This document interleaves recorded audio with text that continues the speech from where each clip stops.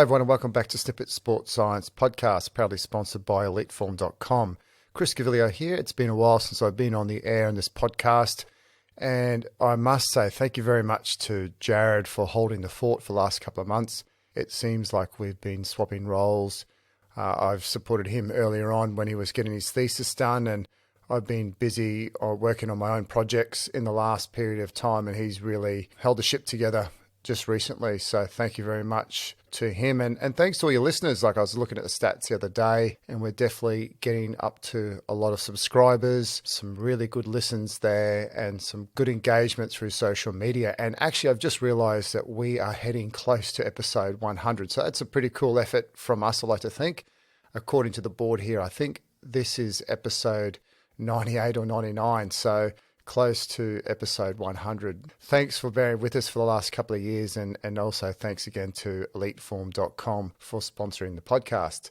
What we've done recently is actually try to produce a little, mini series of podcasts. So I started off with some isometric, and then recently Jared did a whole bunch on immunity. Now, I feel really bad. I haven't got any content out for Snippet Sports Science Podcast for quite some time, so I feel really bad. So I'm going to put out a bunch of podcasts related to ischemic preconditioning. Now, for me, this is all around blood flow restriction, and what ischemic preconditioning is basically you are inflating the cuffs for a period of time and deflating it, and doing this multiple times. And there's lots of really good associated benefits with it. Now, without going in too much, this is going to be I think about a 4 to 5 podcast mini-series, and really to introduce it rather than me go through the literature, I've actually got PhD scholar, and he's probably a doctor any day soon, Sam Halley, and he's going to join me on the podcast. And not only going to introduce the concept of ischemic preconditioning, he's also going to talk about a really cool kayak study that he did and how you can use BFR, ischemic preconditioning, for performance improvement in a simulated competition. Now, what I'm going to do is, over the course of the subsequent podcasts, I'm going to look at the role of ischemic preconditioning in strength training. Then I'm going to look at something a little bit longer. So most of the time when the studies are done, they do it acutely. So they'll do one bout of it, and then they'll go and do an intervention and see what kind of performance outcome they have from it. So in the third podcast, I'm going to look at what happens when you do it for a little bit longer over a period of 7 days in cycling. And there's also another phenomenon around this type of use with blood flow restriction around attenuating muscle loss. And in particular, when we're immobilized, when we have an injury or surgery for periods of time, we lose muscle. And it's actually been shown that if you can use ischemic preconditioning passively, just sitting there after an operation or an injury, that you can help decrease the loss in muscle and consequent strength.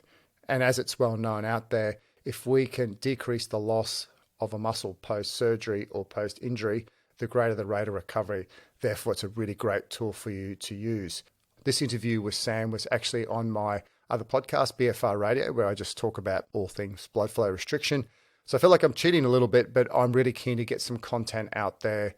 If you already heard this interview on BFR Radio, I apologize. But if you haven't, it's really insightful, and he gives a really good introduction and background to the whole concept and some of the work that he did.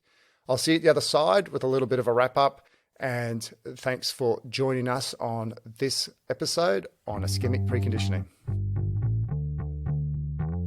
Welcome back to this month's episode of BFR Radio.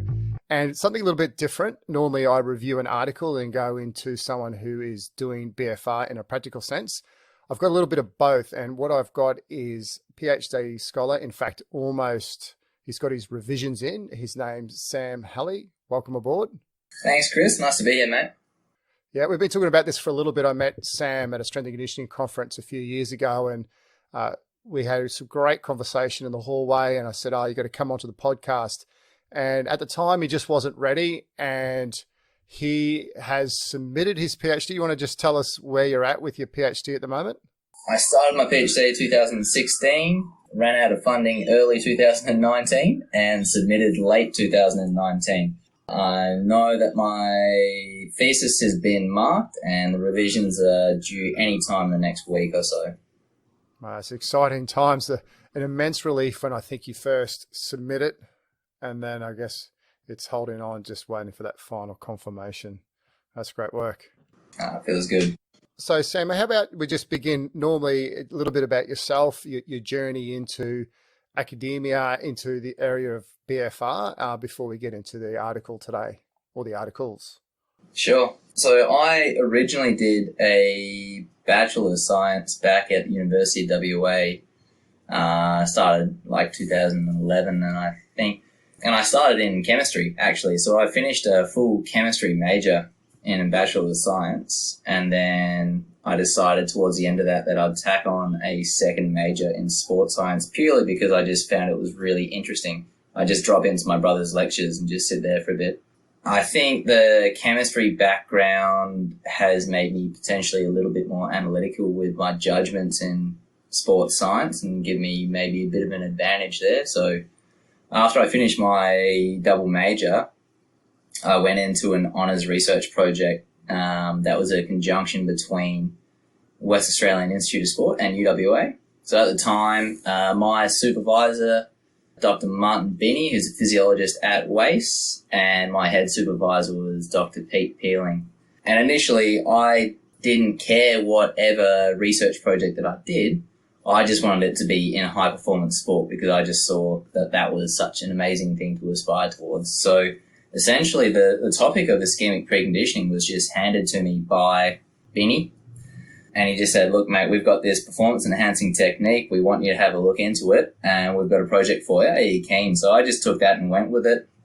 I finished my project there between UWA and WACE, and then I had about a year and a half just working there. I also play a lot of beach volleyball, relatively high level, so I was keeping myself busy with that until I got an offer for a PhD scholarship, fully funded from Western Sydney Uni.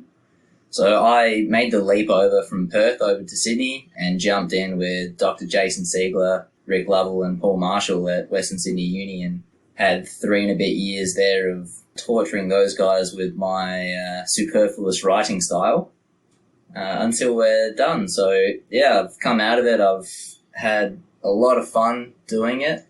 Anyone that says a PhD is hard work, it's only hard work if you think of it of being work. It was actually quite a fun little funded ride, really. That's wonderful. And so ischemic preconditioning, do you want to just, I've covered it a little bit in some of the papers that I reviewed on BFR Radio, but did you want to just tell everyone what is ischemic preconditioning? And then we're going to get a little bit into your first paper, which I think helps explain that a little bit more. Ischemic preconditioning originates from myocardial science, and ischemia itself is really just a term for a restriction of blood flow within some skeletal muscle or tissue, and it really just deprives that tissue of oxygen for a period of time. It's very basic. The term ischemic preconditioning first originated when a researcher found that if you placed some skeletal tissue under ischemia, so you restricted the oxygen inflow through restriction of the blood, you would then get a compensation effect that would improve the survival rate of that cell following an extended ischemic period. So this first experiment looked at having 4 sequential 10-minute periods of ischemia within a piece of tissue, let it sit for an hour, and then look at the survival rate of those cells. And we found that the survival rate was increased by 75%. So it was noted that in deoxygenated conditions, you can improve survival rate. Fast forward to 2010, around about, some researchers thought, if we exercise really, really hard and we severely drop our muscle oxygenation, maybe we're inhibiting our exercise capacity. But if we use this ischemic preconditioning technique, maybe we can actually recover some of that capacity.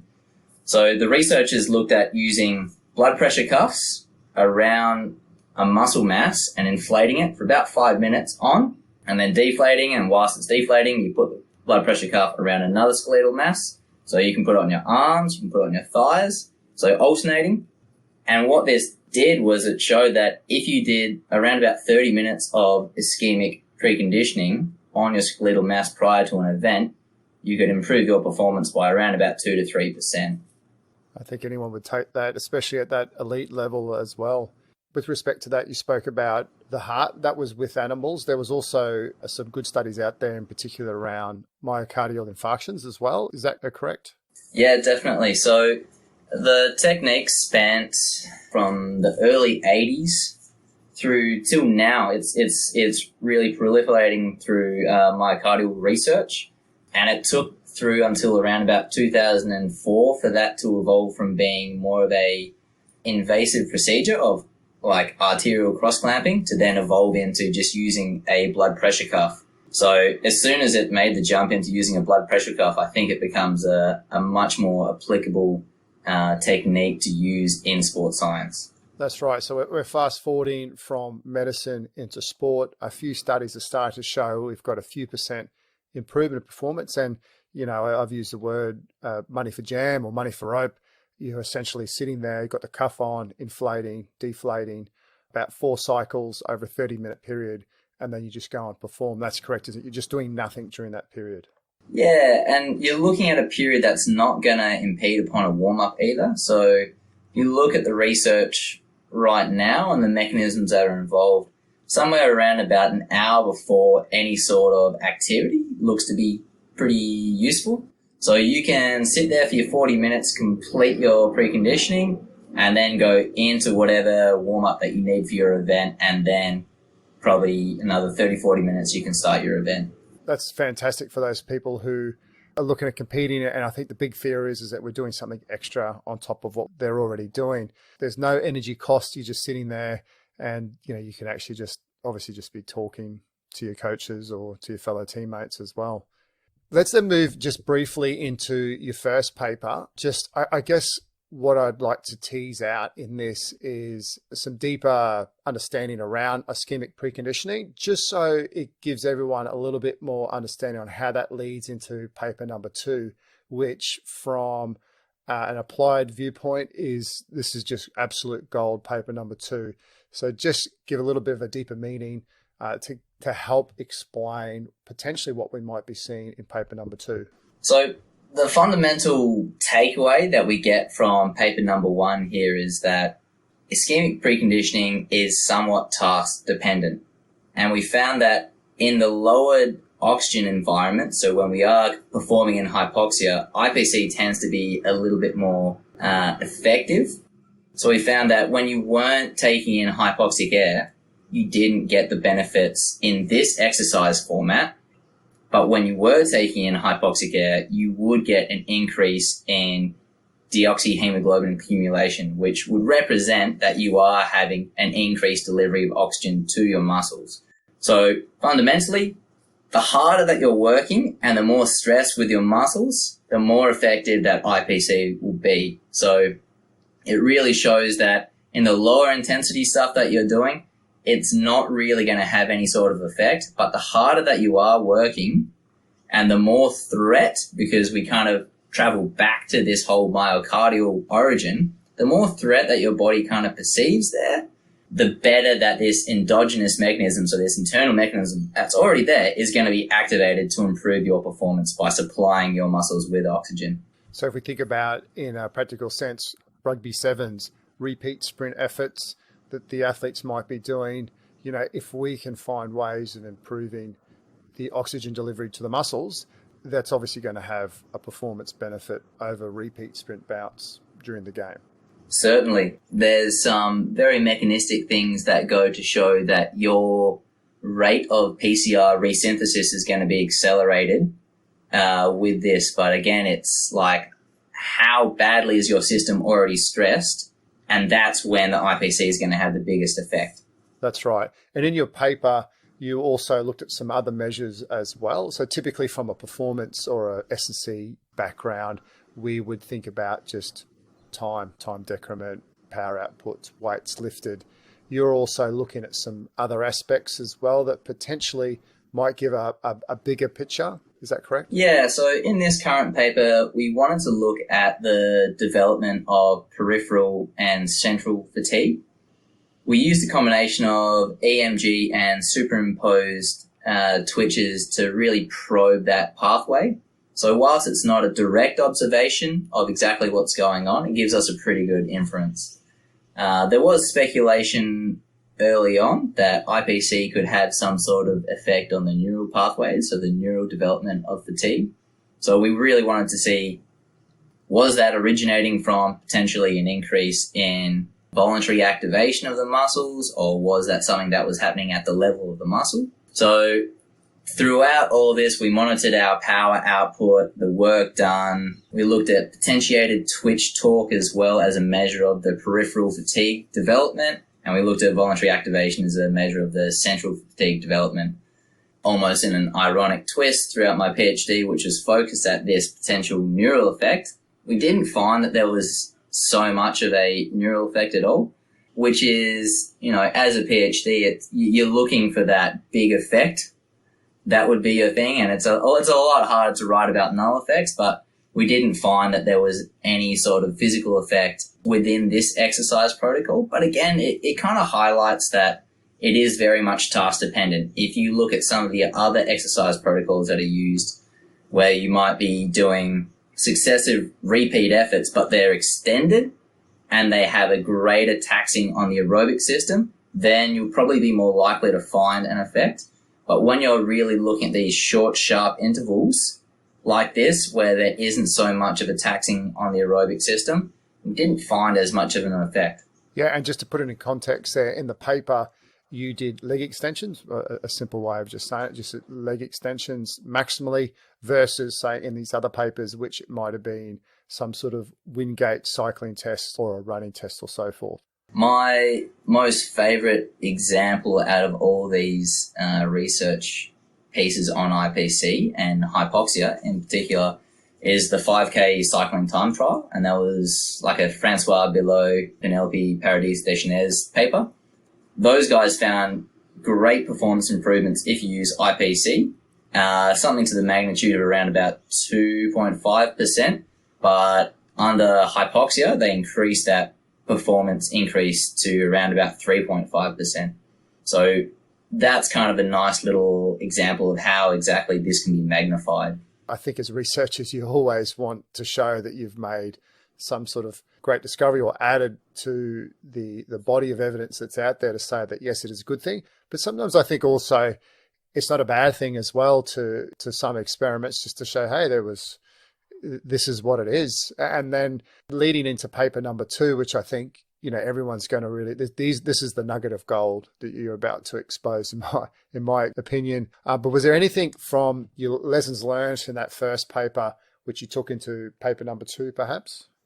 And again, this paper is still yet to be published. It's under review at JSCR at the moment. The potential that there is for an increase in oxygen delivery to the muscle, we just wanted to probe exactly what that could be. And I feel like it was just something left on the table without having to look at it in a practical sense, because you look at leg extensions and the model that was used, it's a nice thing for basic physiology. But in terms of practical application for sport, it doesn't offer too much. So when there's a group of athletes that are willing to go through some experimental measures for you and you think you can have a genuine effect, then you take that opportunity. And it just so happened that with the Waste kayaking crew and the guys at Waste, we could actually find a use for this. Okay, so you've taken that information, you've reformatted that into, I guess, a more applied type of study. So we're looking at kayakers, and I do know, as you alluded to there, in cycling, that people have used it as a performance enhancer, I guess, a passive performance enhancer.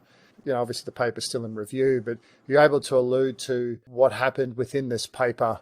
So this one requires a little bit of explanation of the experimental design, which will really give meaning to the results. So initially, we wanted to look at, can you use IPC to enhance the performance of kayaking athletes, especially when it's significantly more upper body power than some of the other events. So we wanted to see, if you do IPC on the legs, can you improve something that is powered generally by the arms, even though there's a lot of core and trunk power that goes into kayaking.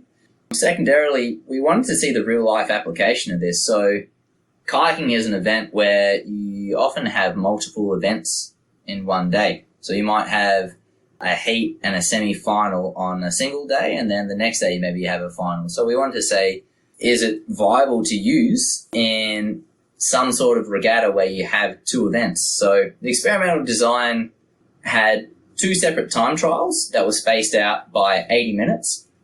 Our control condition had no IPC at all. So just passive rest prior to the first time trial, prior to the second time trial. Our second leg looked at IPC prior to the first time trial, but not prior to the second. And our third one was IPC prior to the first and prior to the second time trial. What we found out of that was that if you use IPC prior to the first time trial, then you would get around about a 3% increase in performance. So these are time trials of 1,000 meter kayak ergometers. So a 3% performance improvement in that. If you then didn't use it prior to the second one, that effect would more or less wash out. If you did use it prior to the second one, then you would replicate the benefits of the first IPC intervention. How good's that? Just by sitting there doing pretty much nothing. Correct. And when the athletes first used IPC, did they have any comments or thoughts around that? It's a really enjoyable time if you have a moderately high pain threshold. Those cuffs can get relatively tight. So that's okay for some people. For others, if you have maybe tight ITBs on the day, it could be a little bit of an issue. But the athletes generally enjoy that because, again, I think as a physiologist, I think you follow the principle that if you feel like something is going to do something, then you'll go with it. And because there's that sensation of the pressure, the athletes are generally pretty positive on what they think the outcome will be. So athlete reporting on that was pretty positive, mostly. Yeah, you had just your performance aspects. You also had some other measures such as blood lactate, RPEs and so forth. Was there any differences with those who used IPC versus if you didn't? No, this is one of the odd ones really that we found was that there weren't any differences across VO2, accumulated oxygen deficit, any partial pressure of O2, pH, blood lactate, RPE. None of these measures turned up to show that there was any sort of difference. And that also shaped our opinion on what the second IPC application did as well, because you could imagine potentially if there is a technique that improves blood flow, improves oxygen delivery, you use it after a massive event, potentially it can also act as some sort of clearance for those metabolic byproducts. But because we didn't find any difference in any of these results, and these results here in this second paper, they're representing post-event or the actual event results, whereas we did measures all throughout. I think there ended up being across the 80 minutes, there was something like 9 measures. So in the tables of this JSCR paper, there's just a few that are actually mentioned, but there weren't any differences in terms of any accelerated recovery.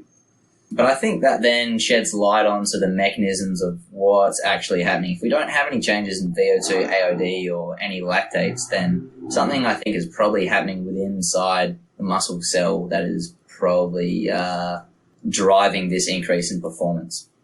Do you have any thoughts or ideas which may be doing this?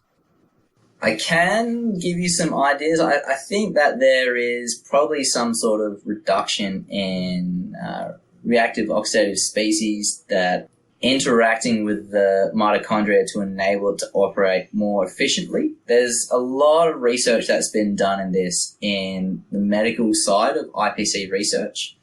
I think just the practicalities of being able to achieve that in a sporting performance research is a little bit limited, but there has been a paper coming out of New Zealand actually, Lindsay, who looked at markers of oxidation within the blood and found that there was significantly reduced oxidation. And that was coinciding with, although it was amateurs, a above 10% increase in VO2. Just to give a little bit more depth there, what is reactive oxidative species and what does that mean in relation to performance or oxygen delivery? Reactive oxidative species, they occur as a result of faults within the electron transport chain within the mitochondria. So the more duress that your mitochondria is under to produce energy and the greater rates that are around it, the more times there'll be some sort of error that occurs there where an electron slips out, attaches to an oxygen species, and then that can do damage to cell walls, membranes, DNA even. So they are quite detrimental to the function of muscles. So their output of power, their ability to even have energy within them. So if this technique, IPC, reduces the amount of reactive oxidative species within your mitochondria where you are producing the energy, then you can effectively retain your ability to produce energy during a high rate. Yeah, that's basically, I think, how we end up having these performance increases, because you're able to continue to perform at a high rate. Whereas when you do have this metabolic damage from these species, then you have to reduce your rate of output because your muscles no longer function the way that you want them to. Yeah, it's a nice way of describing. I really like that. And you spoke about perceptual measures, and I've done IPC with a few of the athletes that I work with, and not necessarily it's the RP of the session, but one question I always ask is, how do you feel prior to warm up? And all of them tend to report in a really simple way, I just warm up easier. I just feel a little bit better. Were you able to tease any of that information out of the athletes, or just in bypassing? Was there any comments around that? Yeah, that was quite an interesting one. The athletes actually tended to remark that they felt significantly worse after having an IPC after the event. So prior to, there were no inclinations as to whether they experienced just the sham or the control or the IPC, but following the event, they felt significantly more exhausted. That's a really nice point there that you teased out. Is that just because they perform better, do you think? I think it is because they perform better. I think if you're any sort of high-level athlete in a racing sport and you know that you're going at, let's talk about rowing, if you're doing a split of 130, you know there's a big difference between 130 and 129. It's a huge difference. And I think these guys are just remarking on that because, in the end, the second, if you talk about the difference in seconds, over a 1,000 meter kayak ergo, that ends up being around about 7 to 8 seconds. So there's a lot of time to be made up there. And I think that incurs a significant cost on the athlete. And although we might not have found it within the blood measures or the aerobic measures or ventilatory measures, I think these guys' perceptual measures that was, yeah. Yeah, it's just a really interesting side point, really. Just, I know when I talk to athletes, that's their comment, and that's a really, really good comment from your end. I think just talking about those conversations, how could you capture that in the study? You probably can't. They are the real valuable tools we have as coaches to be able to tell the athletes to go, or if they say, oh, man, I'm just wrecked. Afterwards, you say, well, you perform better, so potentially you're going to be sore anyway. But, you say, well, that's normal. That's something that we would expect to see, that potentially you feel a little bit worse. But especially if you're then looking at your work there, that second IPC before round number 2, if they're then able to back that up, I think that from a training viewpoint, and then being able to take that into a competition, that gives them great confidence to be able to use that in respect to a tool that they can be using on competition day. Definitely, and that's the hope. It's a minor frustration of mine that research uptake into standard practice doesn't occur maybe as fast as it could, and its effect on standard practice isn't as immediate. But I'd like to think that the guys can really take this and run with it as soon as they feel they're confident with it, and I think the results in this publication should give them that confidence. Yeah, and I always think with that, I think exactly like yourself, well, why aren't people using it?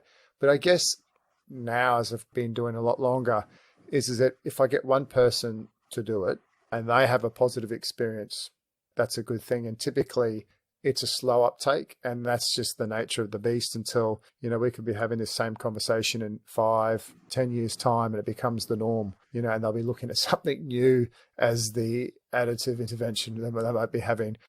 Who knows, they might have a little hypoxic unit with them as well on the sideline prior to going on. Yeah, definitely. Whilst this stuff takes a bit of time to go from journals to real life, there's so many different innovations all the time, and it just evolves so quickly. So there'll be a bit of a lag time, but when it hits, it'll be transitioning pretty rapidly, I think. Yeah, definitely. And a lot of people who are successful already, I think, sometimes are a little reluctant to try something new because they have their routine, and it's that routine which they sometimes attribute success to. One question I've got for you is always stuck in my mind. It's a 5-minute on-off protocol. Has anyone ever looked at a shorter protocol? So I joke and I say my social media protocol of 3 minutes on, 1 minute off with some of the athletes I've worked with, and they've just anecdotally said they feel just as good. Has there been any research into looking at altering the times so that it could be a bit shorter? Yeah, there has been some research, and some of the medical stuff shows that the shorter durations don't really have such an effect. And Dr. Cocking of the Aspire Academy looked into varying a lot of the times as well, and found that, again, the shorter durations weren't as effective. And to the extent where, not in one of his papers, but in a separate paper, a 1 minute IPC time period was actually used as a sham. Yeah, okay, right. Okay, yeah. That's good to know. For me, that's wonderful. You've taken your first paper and then you've actually then say, well, I've read that as an S&C coach or just as a coach, and I've gone, I could go and implement that tomorrow. I think that has immense benefit for all coaches and athletes out there, that they can actually take that, look at the protocol and go, I could do that. My hat goes off to you that you're able to show that. And as you said, hopefully more people taking onto it. Cheers. Yeah. So where to next for you, Sam? You're obviously waiting for your final tick from your PhD to come through. Well, this is actually a bit of a fortunate time period that I actually get to work on those revisions with no other distractions. I've just been recently employed by Volleyball Australia, actually as a coach down at Canberra. So that's been quite good. However, that's obviously at the time where no athletes can train. So it's kind of fortunate that that coincides with the returning of the thesis revision, so I can actually get time to work on it. In terms of further research, there's nothing currently sitting there for me. There's just a few additional papers that have to be finished up after data collection from my time at Western Sydney. So before we close up there, Sam, any future directions in terms of BFR that you see or that really sparks interest in the space? Just the application of the technique. So I'd love to see that the technique gets a go in potentially another research study or in practice, where the exercise, the performance itself is really limited somewhat in its inspired oxygen. So I think swimming, IPC within swimming can be a really fantastic use of its potential. And furthermore to that, it could be used potentially in some sort of safety capacity in areas where you are having to hold your breath. So, my creative desire is that you get big wave surfers doing IPC prior to going out for sessions, because it can improve their breath hold time. There's a lot of research showing that it can improve breath hold time, but that's quite a novel concept. Will it get picked up by professional surfers at a somewhat of a counterculture? Don't know, but if it does get a place in the swimming culture of Australia in the Olympics, I imagine something like a 200-meter event that would be perfect for it. Significantly reduce skeletal muscle oxygenation. You get a very magnified effect of what IPC can do. I think that would be great. Hopefully, if there's a big wave surfer out there, look both of us up. Sam will help you with the protocol. I'll help you with the cuffs. So between both of us, we'll help improve your performance on those big waves. But they are the applications which I think have immense value. Moving from athletic into Gen Pop, is there anything in that space that you think that potentially could be explored further? Yeah, I think that the deoxygenation of the muscle that's created by the IPC can actually replicate some of the benefits or the stimuli from aerobic exercise. So I think potentially in sedentary individuals where there isn't somewhat of an opportunity to do exercise, and we know that high intensity exercise is probably the best form, you can potentially use this technique to get some of the similar benefits, some of their health benefits. I even had a friend who had a spinal cord accident, and I think the potential exists within there to prevent some of the muscle atrophy or prevent some of the negative effects that ensue from having stationary limbs and stationary muscles. Yeah, definitely. And also know from just a load quantification as well. One of my other previous podcasts, Sam Tate, who's in a wheelchair, and obviously he has to train with his upper body, and then he has to wheel himself around. So anything that he can actually do to, I guess, save some kind of load or some kind of energy or cost on his muscles so he can train, but then train effectively, but then also have the arms to be able to wheel himself around for the rest of the day and so forth. I think have great benefit for just Gen Pop in particular. Yeah, certainly. And, I'd even go further to saying that in the older population as well, where high-intensity activity is not likely to occur, and we know that high-intensity activity is more likely to provide health benefits, and this is a potential alternative or a supplement to some of the exercise that's already been completed. Sam, thank you very much. This has been a wealth of information. We've started off obviously in your area of IPC, but I think your stories and your examples and extrapolations has really opened my mind up to a couple of more ideas that I hadn't thought about. Love the surfing idea, and can obviously see there's a bit of a surfboard in the back of this podcast that we're doing. That's true, yeah. As you're sitting on your rooftop in Manly. But thank you for your time. Obviously, is there a way of people getting a hold of you if they want to? Yep, so I have an Instagram handle, Beach Shally Ball. So just Beach S Halley Ball. That's an easy one to go off. Otherwise, I'm sure, Chris, you could probably attach my email to this one. I'm on ResearchGate. I'm on LinkedIn as well. So anywhere that you want to flick me a message, that'll be fine. Yeah, and I'll put that into the show notes as well. So if anyone wants to get a hold of Sam, please do. This has been a great conversation. It's really nice to hear how you've been able to, obviously you come from that sporting background as well. So I think that really helps with the application, especially into that real world. And you could think laterally, not only as an athlete, but also as a coach. I think it has immense value in this type of environment. Good luck with your final tick, and enjoy the graduation. It's a momentous occasion, and I think for anyone that does any sort of study, but obviously postgraduate study at this kind of level. So congratulations in advance, and good luck with the next little phase of your career. And I look forward to catching up over time and seeing how this whole thing evolves. Awesome. Thank you very much, Chris. Hope you enjoyed that episode with Sam, and also how he used ischemic preconditioning for help improving performance. And I thought that was a really fabulous way where the first bout helped the first performance, and then the follow-up of the second bout also improved the second performance. But if you didn't do a second bout of ischemic preconditioning, it made no performance benefit. Really fascinating stuff in terms of how you can implement something so simple and get easy performance benefit out of it. And I definitely know for those people who do use BFR, and in particular the passive ischemic preconditioning, you're essentially just sitting down and doing nothing. I think that's absolutely fascinating. Once again, hope you enjoyed that. Join us in 1 to 2 weeks' time, where we'll have the next episode, which we'll be talking about ischemic preconditioning and strength training performance. I think you'll find that really interesting as well. Once again, thanks to eliteform.com, and thank you listeners out there. And if you are enjoying the podcast, please give us a rating on iTunes, and also share this with your other friends that may really enjoy this type of podcast and information. See you soon.